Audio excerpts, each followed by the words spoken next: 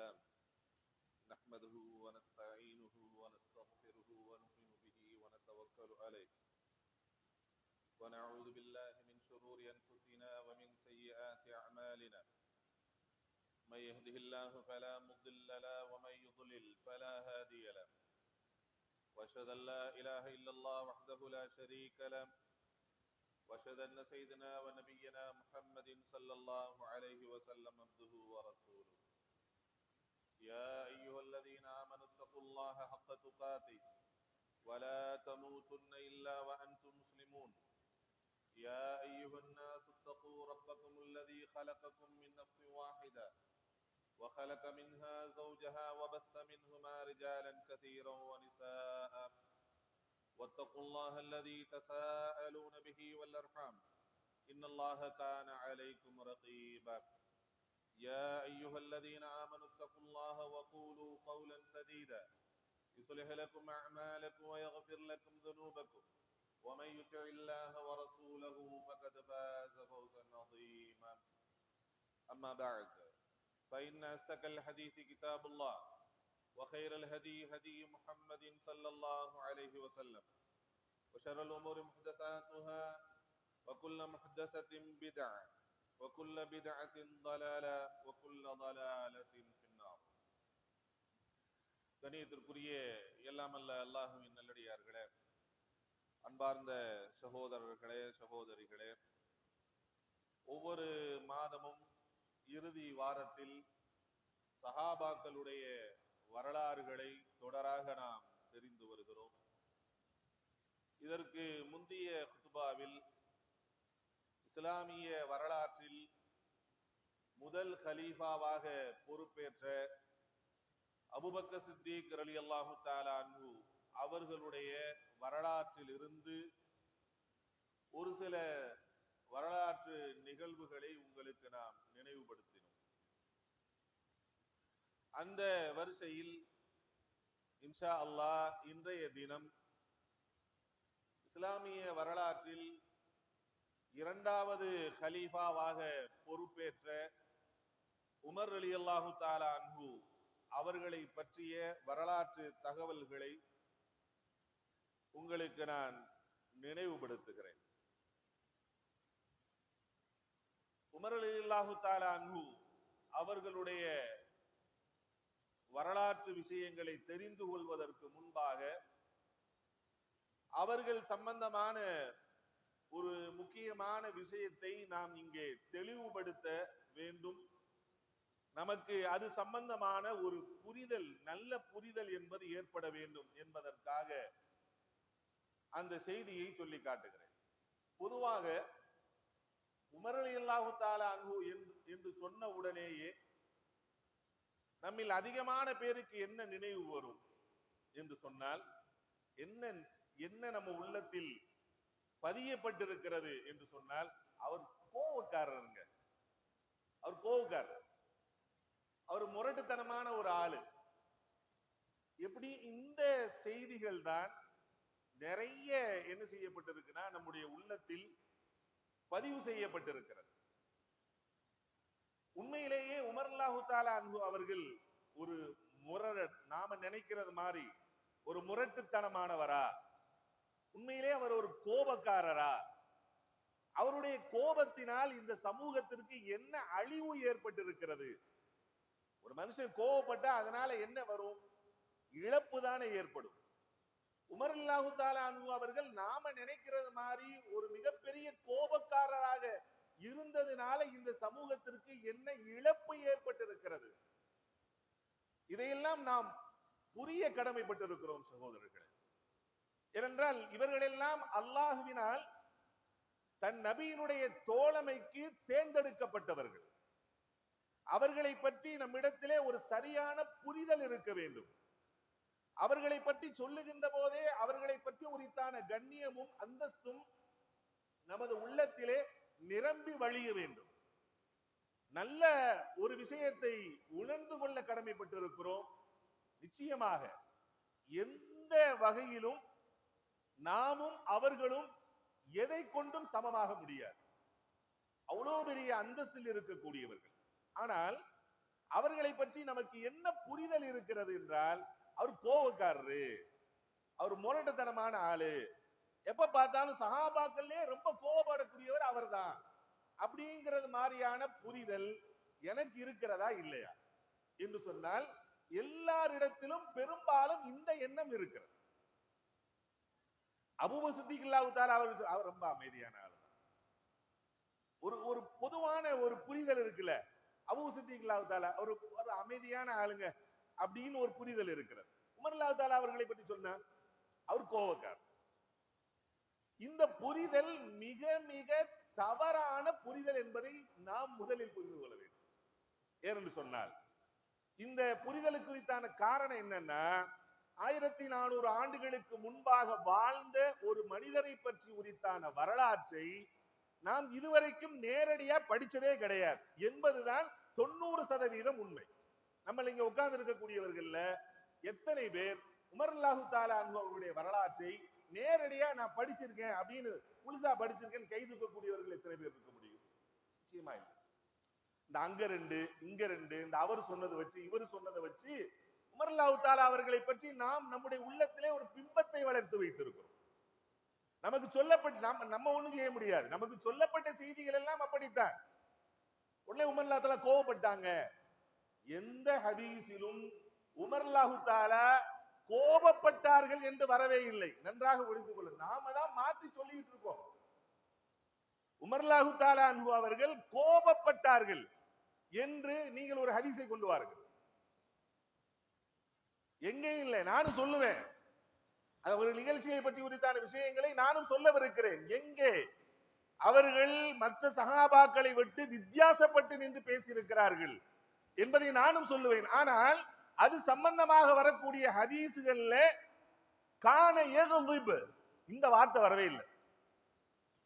அவர்கள் கோபப்பட்டார்கள். ஆனால் அப்படி ஒரு வார்த்தை ஹதீசுகளில் வரவில்லை, வரலாறுகளிலும் வரவில்லை. வரலாற்று ஆசிரியர்களும் அப்படி பதிவு செய்யவில்லை.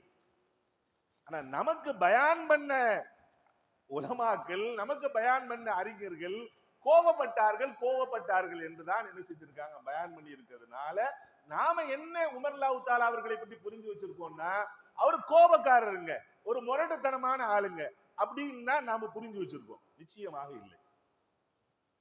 உமர் ரலியல்லாஹு தஆலா அன்ஹு அவர்களை பற்றி நபி ஸல்லல்லாஹு அலைஹி வஸல்லம் அவர்கள் எங்கேயாவது அவர் கோபப்படக்கூடியவர் என்பதாக சொல்லி இருக்கிறார்கள்னா இல்ல. உமர் ரலியல்லாஹு தஆலா அன்ஹு அவர்களை பற்றி அபூபக்கர் சித்திக் ரலியல்லாஹு தஆலா அன்ஹு அவர்கள் தங்களுடைய மரண நேரத்திலே அப்துர்ரஹ்மான் இப்னு அவ்ஃப் ரலியல்லாஹு தஆலா அவர்களை அழைத்து கேட்டார்கள், அக்பிர்னி அனில் உமர், உமரை பத்தி நீங்க என்ன நினைக்கிறீங்க என்று கேட்டார். அப்ப அவர்கள் சொன்ன வார்த்தை, அல்லாஹ்வின் மீது சத்தியமாக எங்களில் அவரை விட சிறந்தவரை உங்களால் பெற்றுக்கொள்ள முடியாது என்றாலும் கூட அவர்கள் ஒரு சில விஷயங்களில் கடினமானவர்களாக இருக்கிறார்கள். இதுதான் நான் அவர்களை பற்றி புரிந்து வைத்திருப்பது என்று சொன்னார்கள். அதில் கூட என்ன அவங்க சொல்லலன்னா, அவர் ரொம்ப கோவப்படுறவரு அப்படின்னு சொல்லல. வரக்கூடிய வார்த்தை கலத் யகுல் என்றுதான் வருகிறது, யகுலிப் என்று வரவில்லை. அவர் கொஞ்சம் கடினத்தன்மை உடையவராக இருக்கிறார், அவ்வளவுதான். அவர் நினைச்சா அந்த விஷயத்தை இப்படித்தான் இருக்க வேண்டும் என்ற புரிதல் இருக்கிறது, அந்த புரிதலின்படி இருக்க வேண்டும் என்று அவர் நினைக்கக்கூடியவர் என்று அவர்கள் சொல்கிறார். அப்ப இதுல என்ன சொல்லல அவங்க என்று சொன்னால், கோவப்படுறாங்க அப்படிங்கிற வார்த்தை வரல. நபிகள் நாயகம் ஸல்லல்லாஹு அலைஹி வஸல்லம் அவர்கள் தங்களுடைய மேராஜ் சம்பந்தமாக சொல்லுகின்ற போது அதுல உமர் ரலியல்லாஹு தஆலா அவர்கள் சம்பந்தமான ஒரு நிகழ்வு பதிவு செய்யப்பட்டிருக்கிறது. அந்த பதிவு, அந்த அறிவிப்பு மூன்றுமே புகாரியில் பதிவு செய்யப்பட்டிருக்கிறது. ஒரு செய்தி ஜாபிர் பின் அப்துல்லாஹ் ரலியல்லாஹு தஆலா அவர்கள் அறிவிக்கிறார்கள். 2 அறிவிப்புகள் அபூ ஹுரைரா ரலியல்லாஹு தஆலா அவர்களின் மூலமாக வருகிறது. என்ன சொல்றாங்க நபி ஸல்லல்லாஹு அலைஹி வஸல்லம் அவர்கள், என்னை சொர்க்கத்திற்குள் அழைத்து சென்றார்கள். நான் அழைத்து சென்ற போது அங்கே நான் தங்கத்தினால் கட்டப்பட்ட மிக அற்புதமான ஒரு மாளிகையை நான் பார்த்தேன். பார்த்த உடனே நான் கேட்டேன், இது யாருக்கு உள்ளது அப்படின்னு கேட்டேன். உடனே மலக்குமார்கள் சொன்னாங்க, லிரஜுலின் மின் குரைஷ், குறைஷிகளில் இருக்கக்கூடிய ஒரு மனிதருக்குள்ளது என்பதாக சொல்லப்படுகிறது. இன்னொரு சில அறிவிப்புகள்ல, இன்னும் மற்ற அறிவிப்புல ஷபாபி குறைஷ், குறைஷியில் இருக்கக்கூடிய ஒரு வாலிபருக்குரிய இதான் அல்லாஹ் கட்டி வச்சிருக்கான் அப்படின்னா. இப்ப நபி ஸல்லல்லாஹு அலைஹி சொல்றாங்க, அது எனக்குள்ளதோ அப்படின்னு நான் நினைச்சிட்டு நான் கேட்டேன். அந்த குறைஷில இருக்கக்கூடிய அவர் யாருன்னு நான் கேட்டேன்.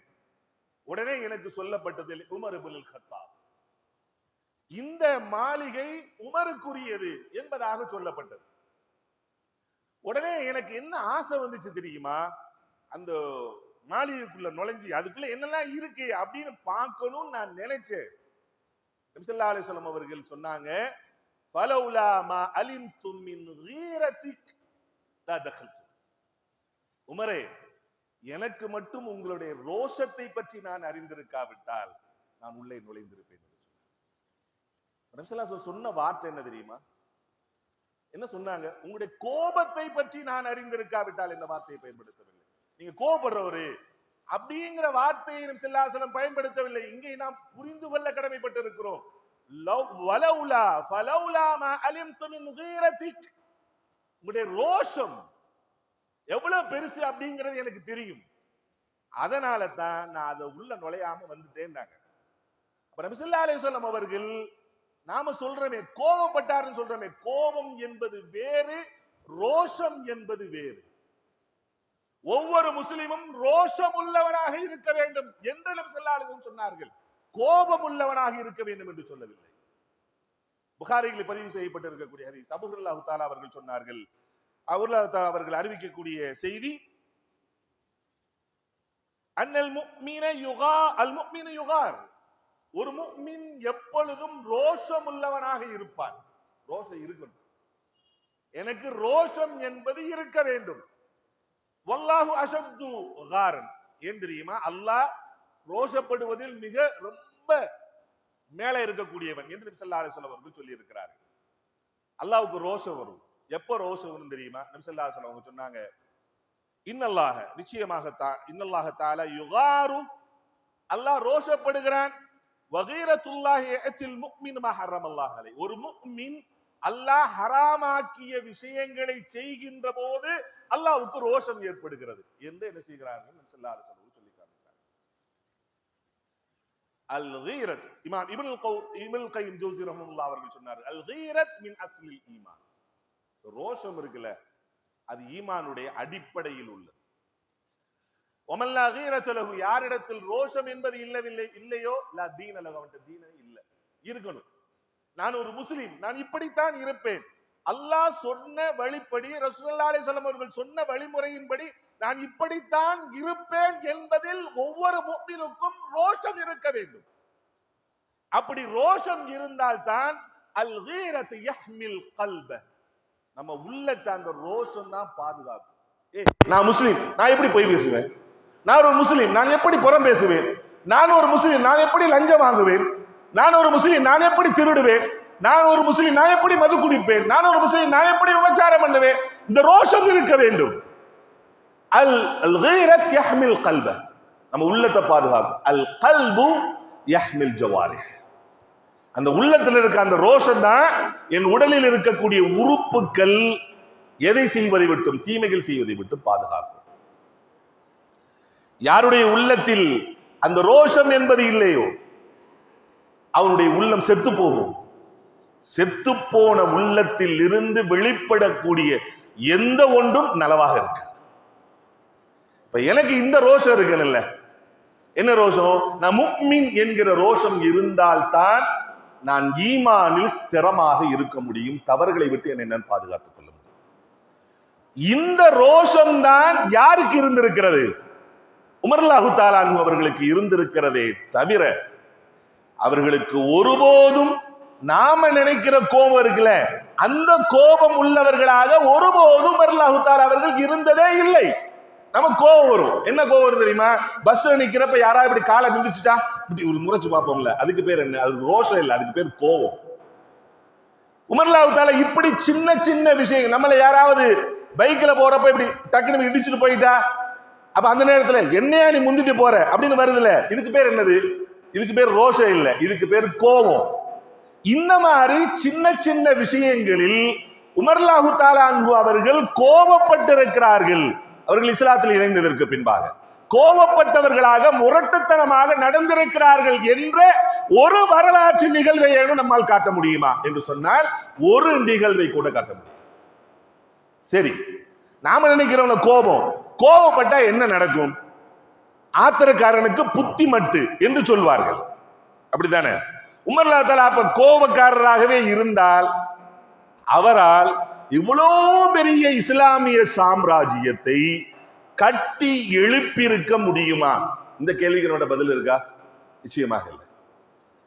அவர்கள் சின்ன சின்ன விஷயங்களுக்கெல்லாம் கோபப்பட்டவர்களாக இருந்ததே இல்லை. எதற்கு அவர்கள் ரோஷப்பட்டிருக்கிறார்கள் என்பது பற்றி தனியாக அறிஞர்கள் தொகுத்து கொடுத்திருக்கிறார்கள். உமருடைய ரோஷம், அந்த ரோஷத்தினால் இந்த சமூகம் பெற்றிருக்கக்கூடிய நன்மைகள் என்பதாகவே அறிஞர்கள் தனிப்பட்ட தொகுப்பை நமக்கு தொகுத்து கொடுத்திருக்கிறார். சகோதரர்களே, சகோதரிகளே, நம்முடைய பிள்ளைகளுக்கு கூட ரோஷத்தை ஊட்டி வளர்க்கணும். ரோஷம் இல்லாம வளர்க்கவே கூடாது, ரோஷத்தோடு வளர்க்க வேண்டும். நீ ஒரு முஸ்லிம், இப்படித்தான் இருக்க வேண்டும், இதை தாண்டி நீ போய்விடக் கூடாது. இந்த ரோஷத்தை ஊட்டி வளர்க்க வேண்டும். உமர் ரலியல்லாஹு தஆலா அவர்களுக்கு அல்லாஹ் இயல்பாகவே அந்த ரோஷத்தை கொடுத்திருந்தார். அதனால நம்முடைய உள்ளத்துல இந்த சிந்தனையை தூக்கி போட்டுருங்க.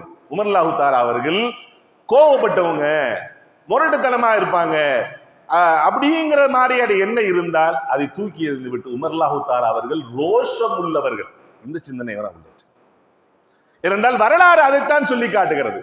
நபி ஸல்லல்லாஹு அலைஹி வஸல்லம் அவர்கள் அப்படித்தான் என்ன செஞ்சிருக்காங்க? உமர் ரலியல்லாஹு தஆலா அன்ஹு அவர்களை ரோஷமுள்ளவர்கள் என்பதாகத்தான் சொல்லி காமித்திருக்கிறார்கள்.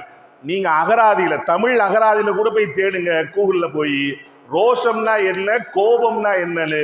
ரெண்டுக்கு மத்தியில பெரிய வித்தியாசம் இருக்கிறது. ரோஷம் நன்மையை விளைவிக்கும், கோபம் அழிவை தரும். உமர் ரலியல்லாஹு தஆலா அவர்கள் நாம நினைக்கிற மாதிரி கோபப்பட்டவர்களாகவே இருந்தார்கள் என்று சொன்னால் அவர்கள் எடுத்த முடிவினால் இந்த சமூகம் எத்தனையோ அழிவுகளை பெற்றிருக்கும். ஆனால் ஒருபோதும் உமர் ரலியல்லாஹு தஆலா அவர்கள் ரோஷப்பட்டதினால் இந்த சமூகத்திற்கு நலன்கள் கிடைத்திருக்கிறதே தவிர அழிவு ஒருபோதும் ஏற்பட்டதே இல்லை. அத்தகைய உமர் ரலியல்லாஹு தஆலா அவர்களுடைய வரலாற்றை ஒவ்வொருவரும் அவசியம் படிக்கணும். சமூகத்துல நான் ஏதாவது பண்ணணும்னு நினைக்கிறீங்கல்ல, அப்படி சிந்தனை எனக்கு இருந்தா சமூகத்துக்கு நான் ஏதாவது பண்ணணும், என் மௌத்துக்கு முன்னாடி எதையாகிலும் இந்த சமூகத்திற்கு நான் செய்துவிட்டு மரணிக்க வேண்டும் என்கிற இந்த உள்ள ஆர்வம் இருக்கக்கூடிய ஒவ்வொரு முஸ்லிமும் உமர் ரலியல்லாஹு தஆலா அவர்களுடைய வரலாற்றை நாம் படித்தே ஆக வேண்டும்.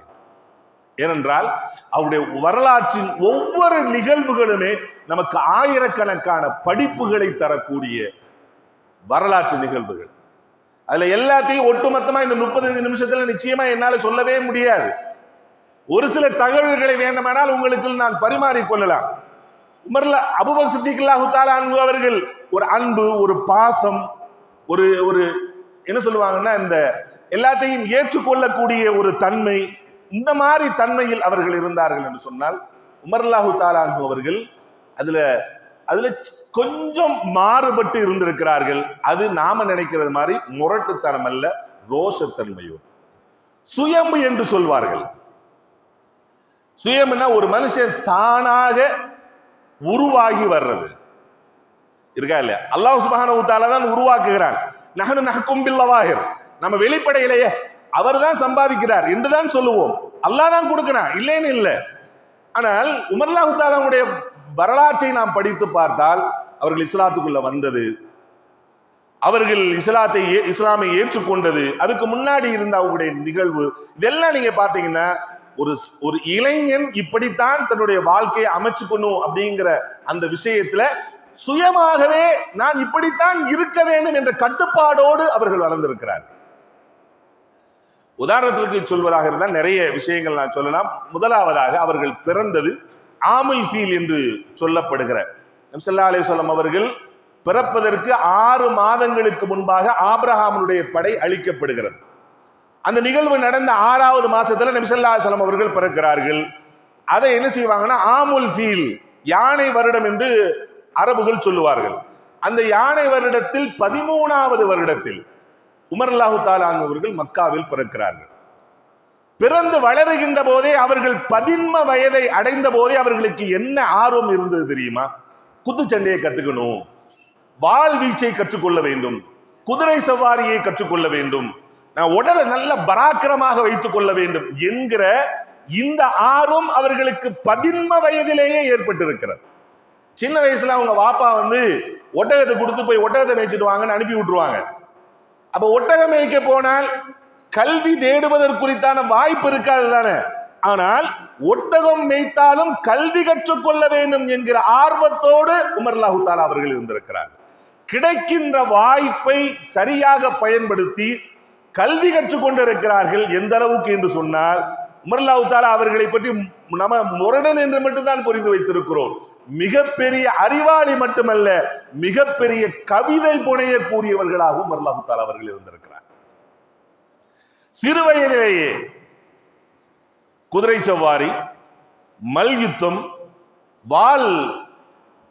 வாள் பயிற்சி, ஈட்டி எறிதல், இது போன்ற விஷயங்கள்ல அவர்கள் மிக தேர்ந்தவர்களாக வந்திருக்கிறார்கள். எந்த அளவுக்குனா குறைஷிகளுக்கும் வேற யாருக்கேனும் பக்கத்து ஊர்களில் போட்டி நடக்குமா இல்லையா? நாம இங்க போட்டி நடத்துறோம்ல, இந்த கிரிக்கெட் போட்டி, கபடி போட்டி, அந்த மாதிரி அன்னைக்கு மல்யுத்த போட்டிகள் நடந்திருக்கிறது.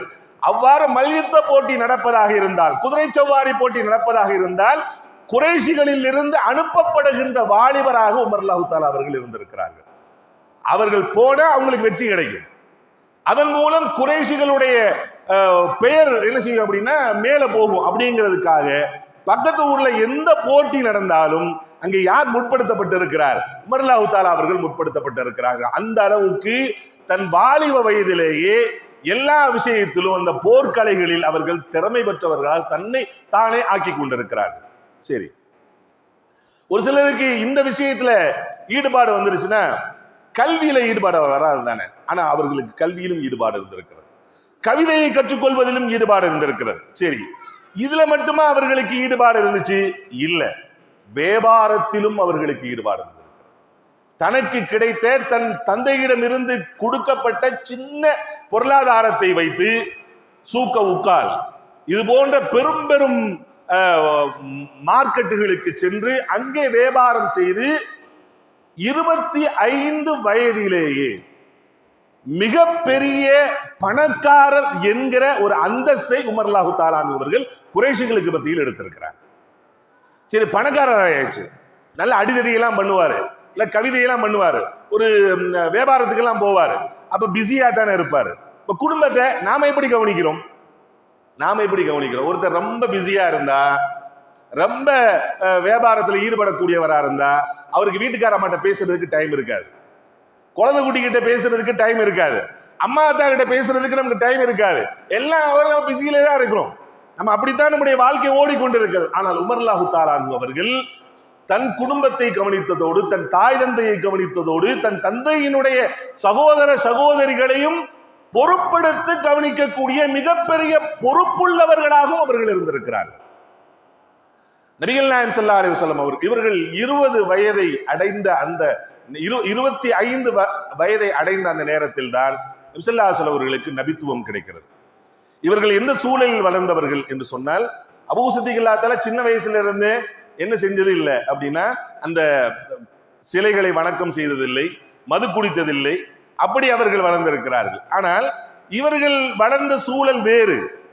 எனவே அவர்கள் அந்த பகுதியில் இருந்த வாலிபர்கள் எப்படி இருந்தார்களோ அப்படி இருந்திருக்கிறார்கள். இந்த விஷயத்தில் அவர்கள் லாத்தையும் உஸ்ஸாவையும் வணங்கி இருக்கிறார்கள், மது குடித்திருக்கிறார்கள். அது இயல்பாக அந்த பகுதியில் இருக்கக்கூடிய எல்லாரிடத்திலும் இருக்கக்கூடிய ஒரு பழக்கம். அந்த மதுவும் குடித்திருக்கிறார்கள். ஸல்லல்லாஹு அலைஹி வஸல்லம் பிரச்சாரத்தை ஆரம்பித்ததற்கு பின்பாக அவங்களுக்கு இந்த அபூஜஹல் தாய் மாமன் முறை அவர்களுக்கு வரும். அவருடைய வெறுப்பு இவர்களுக்கு ஊட்டப்பட்டிருக்கிறது. எனவே நபி ஸல்லல்லாஹு அலைஹி வஸல்லம் அவர்களையும் இஸ்லாத்தை ஏற்றுக்கொண்ட சஹாபாக்களையும் கஷ்டப்படுத்தினாங்கல்ல, நபியை கஷ்டப்படுத்தல, சஹாபாக்களை சிரமப்படுத்தி இருக்கிறார்கள். அந்த சிரமப்படுத்திய நிகழ்வுகள் பலவற்றில் உமர் ரலியல்லாஹு தஆலா அவர்களும் இடம்பெற்றிருக்கிறார்கள். ஆனால் விஷயம் என்ன தெரியுமா?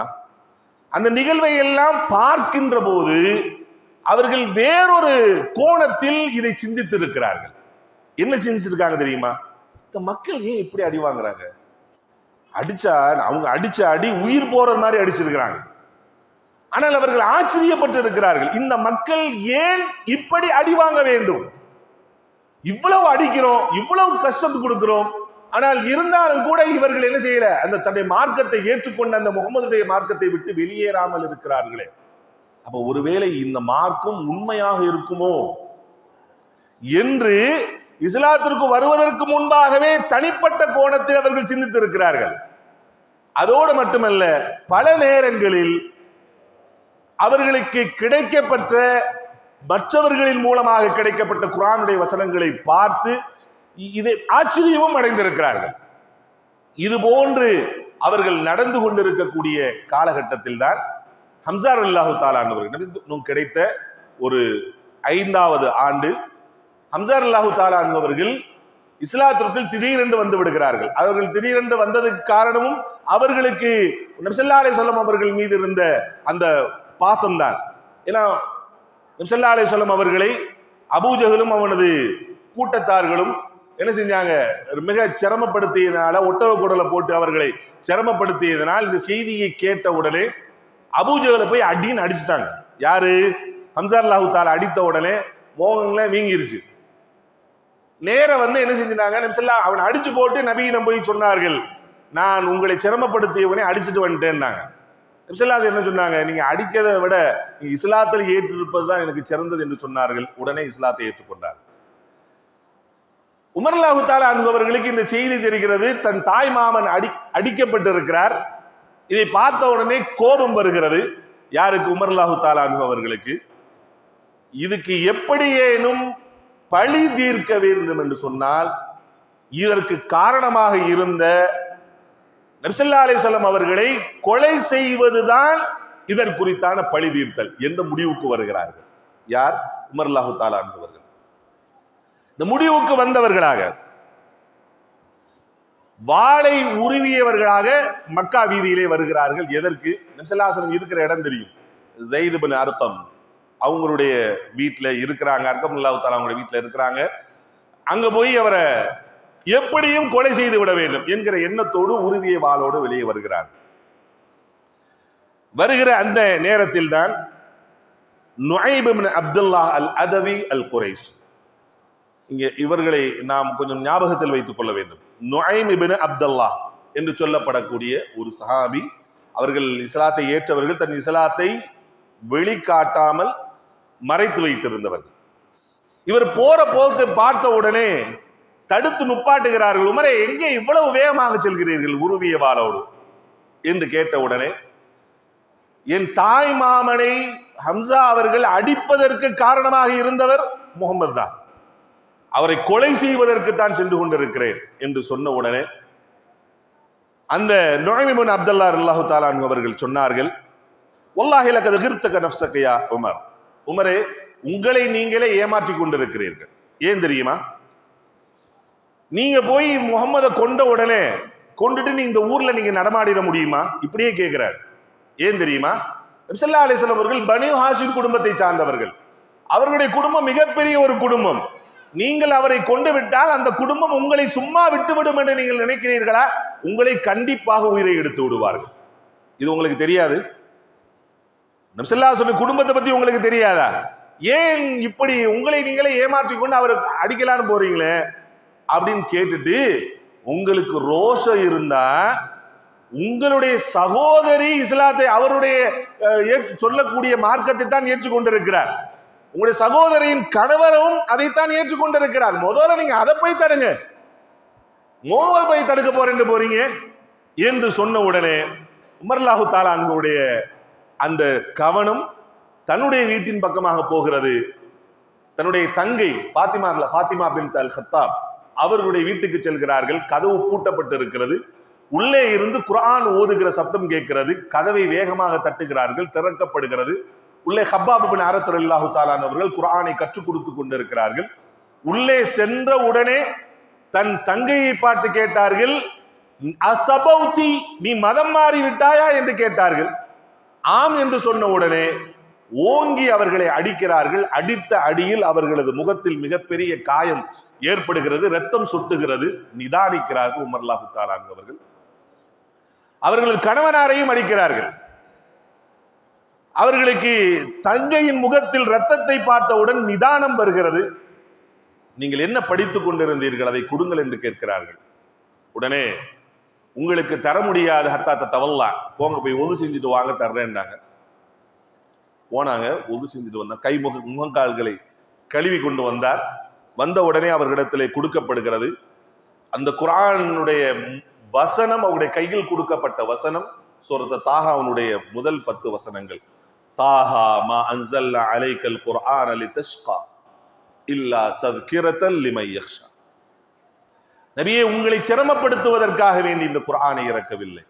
யார் இறைவனை பயப்படுகிறாரோ அவர்கள் உபதேசம் பெறுவதற்குத்தான், நல்லுபதேசம் பெறுவதற்குத்தான் அல்லாஹ் இந்த வேதத்தை இறக்கி வைத்திருக்கிறான். இறக்கி வைத்தவன் யார் தெரியுமா? தன்சீல மிம்மன் ஹலகஸ் அர்த வஸ்ஸமாவாத்தில் உலா. உயர்ந்திருக்கக்கூடிய வானத்தையும் இந்த பூமியையும் படைத்திருக்கக்கூடிய இறைவனின் புறத்திலிருந்து அருளப்பெற்றது. அந்த ரஹ்மான் எங்கே இருக்கிறான் தெரியுமா? அர் ரஹ்மான் அலல் அர்ஷி இஸ்தவா. 7 வானங்களுக்கு மேல் இருக்கும் அர்ஷின் மீது அவன் இருக்கிறான் என்று சொல்லுகிற இந்த 10 வசனத்தை ஓதுகிறார்கள். அவர்களை அறியாமல் அவர்களது நாவிலிருந்து வார்த்தை வெளிவருகிறது, மஹாதா பி கலாமி பஷர். நிச்சயமாக இது மனித வார்த்தையாக இருப்பதற்கு வாய்ப்பே இல்லை என்று சொல்லிவிட்டு அந்த இடத்திலேயே அவர்கள் இஸ்லாத்தை ஏற்றுக்கொள்கிறார்கள். இஸ்லாத்தை ஏற்றதற்கு பின்பாகத்தான் நான் முகம்மதை பார்க்க வேண்டும் என்று சொல்லிவிட்டு அர்கம் ரலியல்லாஹு தஆலா அவருடைய வீட்டுக்கு வருகிறார்கள். நபிகள் நாயகம் ஸல்லல்லாஹு அலைஹி வஸல்லம் ஒரு பெரிய நீண்ட நிகழ்வு. அவர்களுடைய கையை பிடித்து மீண்டும் ஷஹாதா சொல்லி இஸ்லாத்தில் இணைகிறார். இங்க கவனிக்க வேண்டிய விஷயம், யாரும் உமர் ரலியல்லாஹு தஆலா அவர்களை சென்று நீ இஸ்லாத்துக்குள்ள வாங்க அப்படிங்கிற அழைப்பெல்லாம் கொடுக்கல.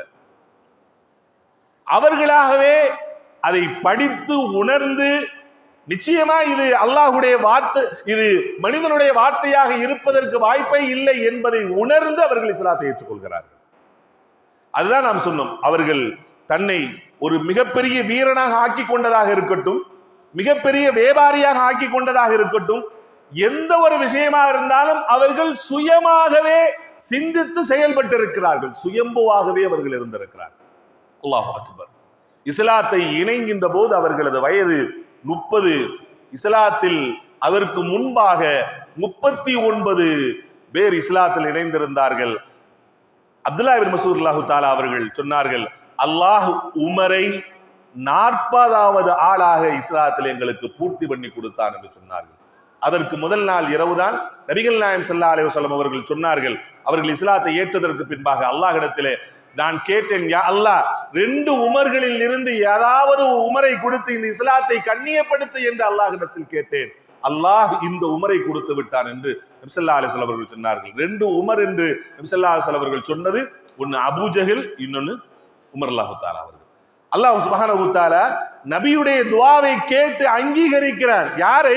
உமர் ரலியல்லாஹு தஆலா அன்ஹு அவர்களை அல்லாஹ் அங்கீகரித்து அவர்களுக்கு ஹிதாயத்தை அல்லாஹ் கொடுக்கிறார். இங்கே கவனிக்க வேண்டிய விஷயம், உமர் ரலியல்லாஹு தஆலா அன்ஹு அவர்களுடைய, நம்ம கோபப்படுறாங்கன்னு சொல்றோம்ல, அவர்களுக்கு இஸ்லாத்திற்குள் வந்ததற்கு பின்பாக அவர்களுக்கு எழுந்த முதல் ரோஷம், கோபம் அல்ல, ரோஷம் எது தெரியுமா? இஸ்லாத்தை ஏற்று விடுகிறார்கள். 2-3 நாட்கள் நபியோடே தங்குகிறார்கள். நபியிடத்தில் வருகிறார்கள். நபியிடம் கேட்ட கேள்வி என்ன தெரியுமா? அலஸ்னா பிஹக்கின். நபியே, நாம் உண்மையின் மீது இருக்கிறோமா இல்லையா? இந்த கேள்வி பல நேரங்கள்ல நபியை பார்த்து கேட்டு இருக்கிறார்கள். ஆனால் இந்த கேள்வி எதனால் கேட்ட? கோபப்பட்டு கேட்கல, ரோஷப்பட்டு கேட்கிறார்கள். அலஸ்னா பிஹக்கின், நாம் உண்மை மீது இருக்கிறோமா இல்லையா? சொன்னா, ஆமா, நம்ம உண்மை மீது தான் இருக்கிறோம். அவர்கள் அழிவிலும் அவர்கள் வழிகேட்டிலும் இருக்கிறார்களா இல்லையா? குறைஷிகளை பார்த்து கேட்டார்கள், அவங்க இருக்கிறாங்களா இல்ல? அவங்க இருக்கிறது பாத்தில்ல தானே இருக்கிறாங்க. ஆமா என்று சொன்னார். ஸல்லல்லாஹு கேட்டாங்க, ஃபஃபீமல் ஹஃபியா யா ரசூலல்லாஹ், அப்புறம் எதுக்கு நீங்க மறைஞ்சு மறைஞ்சு தாவா செய்றீங்க? இங்கேதான் புரிய வேண்டும். நீங்க உண்மையில இருக்கிறீங்க, இதுல நீங்க உறுதியா தானே இருக்கிறீங்க, நானும் உறுதியாக இருக்கிறோம். அவர்கள் பாத்திலில் இருக்கிறார்கள். பாத்தில இருக்கவன் தான் மறைஞ்சு செய்யணும். இதுக்கு பேர் என்ன தெரியுமா? இதுக்கு பேர் கோபம் இல்லைங்க ஜி, ரோஷம். இந்த ரோஷத்தில் தான் கேட்கிறார்கள், அலஸ்னா பிஹக்கின், நாம் உண்மையில் இருக்கிறோமா இல்லையா? ஆம் இருக்கிறோம். அவர்கள் பாத்திலில் இருக்கிறார்களா? ஆம் இருக்கிறார். அப்புறம் எதுக்கு நீங்க மறைஞ்சு செய்றீங்க? வெளியே வாங்க என்று சொன்னார்கள். நபி ஸல்லல்லாஹு அலைஹி வஸல்லம் அவர்கள் கேட்டார்கள், உமரை நீங்கள் என்ன நாடுகிறீர்கள், என்ன செய்யணும்னு நீங்க விருப்பப்படுகிறீர்கள்? உமர் ரலியல்லாஹு தஆலா சொன்னார்கள், ஹல்லா நஹ்ருஜ் இலல் கஅபா வ நதுஃப் பிஹி. நபியே, இப்பொழுதே நாம் எல்லோரும் சேர்ந்து வெளிக்கிளம்புவோம், சென்று கஅபாவை நாம் தவாப் செய்வோம், அங்கே நாம் தொழுவோம், வெளியேறுங்கள் யா ரசூலுல்லாஹ். அல்லாஹ், உமரின் ரோஷத்தால், நாம் நினைக்கிறது மாதிரி உமருடைய கோபம் அல்ல, உமரின் ரோஷத்தால் இந்த சமூகத்திற்கு முதல் விடிவு கிடைக்கிறது. அங்கே இருந்த சஹாபாக்கள் அர்கம் ரலியல்லாஹு தஆலா அவருடைய வீட்டை விட்டு வெளிக்கிளம்புகிறார்கள். 2 சஃப்புகளாக நிற்கிறார்கள்.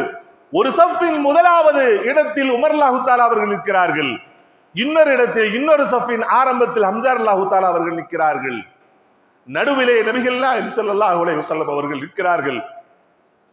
எந்த மக்காவின் தெருவில் களிமா சொன்னா அடிபெழுகுமோ, என்ன மக்காவின் தெருவில் நான் இஸ்லாத்தில் இருக்கிறேன் என்று சொன்னால் உயிர் போகும் வரை அடிப்பார்களோ, அந்த மக்கா வீதியிலே அத்துணை சஹாபாக்களும் எத்தகப்பரூன் வ யதஹல்லலூன், அல்லாஹு அக்பர் அல்லாஹு அக்பர் லா இலாஹ இல்லல்லாஹ் என்று சத்தமிட்டவர்களாக தெருவை சுத்தி வந்து நேர காபத்துல்லாவுக்கு செல்கிறார்கள். சப்தமிட்டவர்களாக செல்கிறார்கள். சுற்றி இருந்த குறைஷிகள் எல்லாம் அதிர்ச்சியில் உறைந்து போய் பார்க்கிறார்கள். சென்றவர்கள் காபாவை தவாப் செய்தார்கள், தொழுதார்கள், அங்கேயே உட்கார்ந்திருந்தார்கள்.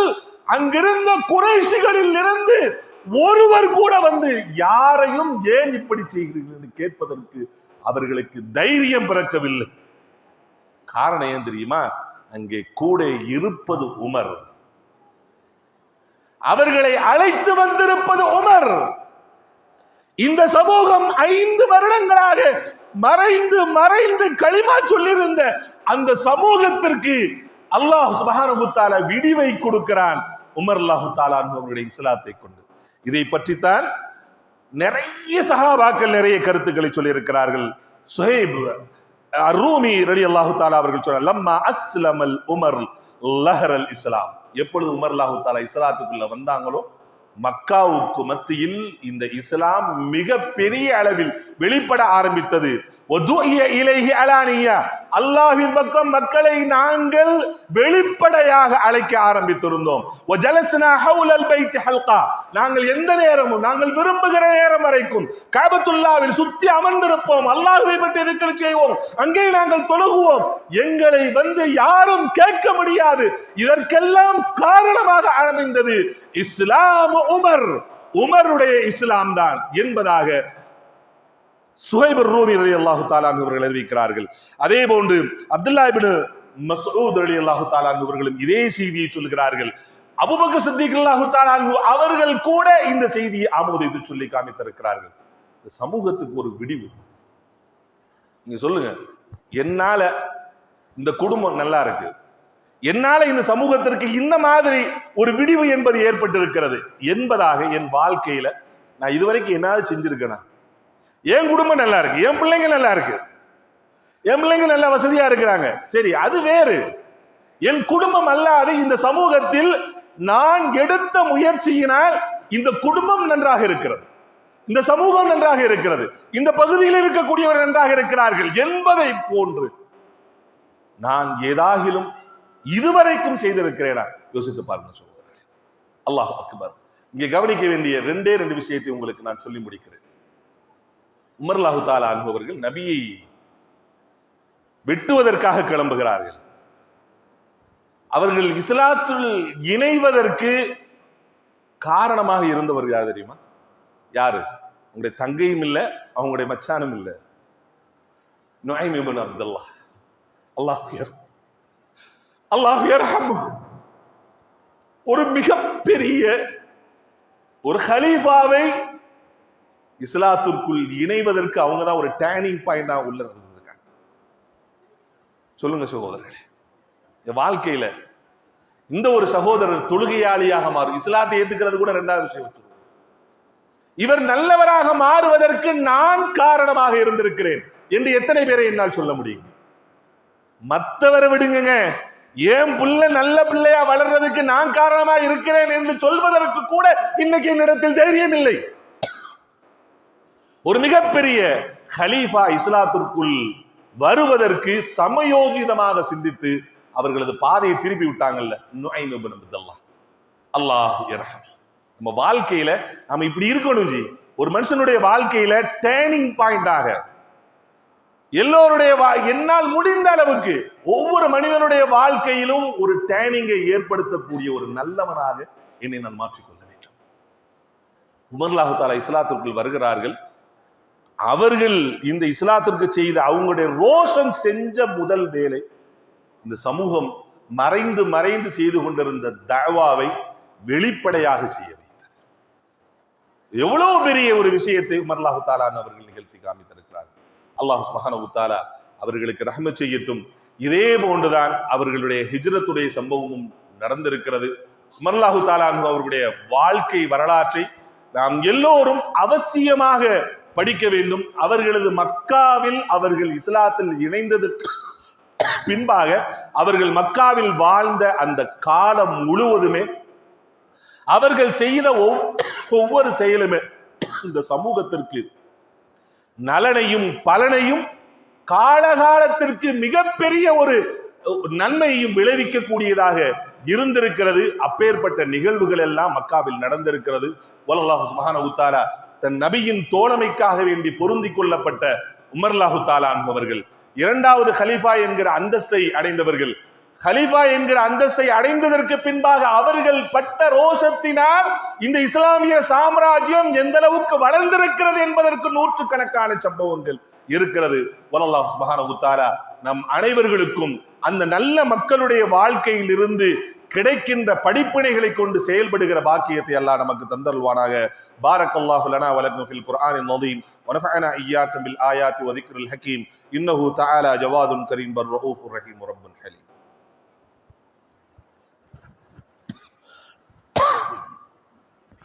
அல்ஹம்துலில்லாஹி ரப்பில் ஆலமீன் வல் ஆகிபத்து லில் முத்தகீன் வஸ்ஸலாத்து வஸ்ஸலாமு அலா ஸய்யிதில் அன்பியாஇ வல் முர்ஸலீன் வ ஆலிஹி வ ஸஹ்பிஹி வ மன் தபியஹும் பி இஹ்சானின் இலா யௌமித்தீன். அம்மா பஅத்.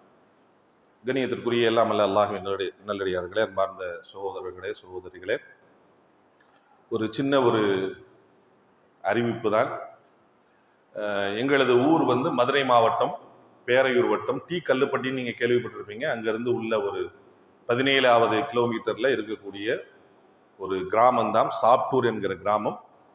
அந்த கிராமத்தில் இன்ஷா அல்லாஹ் வருகிற ஜூன் மாதத்திலிருந்து ஒரு மதரசா ஒன்றை நாங்கள் ஆரம்பம் செய்கிறோம். அதில் பள்ளிக்கூட படிப்போடு சேர்ந்து மார்க்க கல்வியும் மார்க்க கல்வியுடன் சேர்ந்த பள்ளி படிப்பு 6ஆம் வகுப்பு முதல் 12ஆம் வகுப்பு வரைக்கும் அங்கே மார்க்க கல்வியோடு சேர்ந்து படிப்பதற்குறித்தான ஒரு சூழலை உருவாக்கி ஒரு மதரசா ஒன்றை இன்ஷா அல்லாஹ் நாங்கள் ஆரம்பம் செய்கிறோம். இப்பொழுது அட்மிஷன் நடந்து கொண்டிருக்கிறது. இது சம்பந்தமான நோட்டீஸும் இன்ஷா அல்லாஹ் உங்களுக்கு கொடுக்கப்படும். 12ஆம் வகுப்பு முடித்ததற்கு பின்பாக விரும்புகின்ற மாணவர்களை இஸ்லாமிய நாடுகளில் இருக்கக்கூடிய மிகப்பெரிய பிரசித்தி பெற்ற பல்கலைக்கழகங்கள்ல எந்த விதமான செலவும் இல்லாமல் அவர்களை மேற்படிப்பு படிக்க வைப்பதற்குறித்தான அடிப்படைகளோடு இன்ஷா அல்லாஹ் இந்த கல்லூரியை நாங்கள் ஆரம்பம் செய்கிறோம். குர்ஆன் ஹதீஸின் அடிப்படையில் அஹ்லு சுன்னா வல் ஜமாஅவுடைய அந்த அகீதாவின் அடிப்படையில இன்ஷா அல்லாஹ் நம்முடைய இந்த மதரசா ஒன்று ஆரம்பம் செய்யப்படுகிறது. உங்களில் இந்த தகுதியில், அதாவது 6ஆம் வகுப்பிலிருந்து 9ஆம் வகுப்பு வரைக்கும் நாங்கள் இன்ஷா அல்லாஹ் அட்மிஷன் போடுவோம்.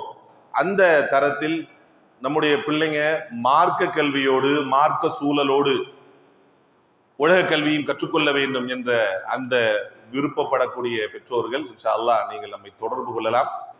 இன்ஷா அல்லாஹ் மிகச் சிறந்த முறையில் அவர்களை சிறந்த ஒரு ஆளுமைகளாக ஆக்கி இந்த சமூகத்திற்கு அர்ப்பணிக்க வேண்டும் என்கிற எண்ணத்தோடு இன்ஷா அல்லாஹ் ஆரம்பிக்கப்படக்கூடிய இந்த கல்வி நிறுவனம், இந்த கல்லூரி சிறந்த முறையில் வளர்ந்து ஆயிரக்கணக்கான சிறந்த ஆளுமைகளை வெளிப்படுத்தி இந்த சமூகத்திற்கு தருவதற்கு எல்லோரும் பிரார்த்தனை செய்யுங்கள்.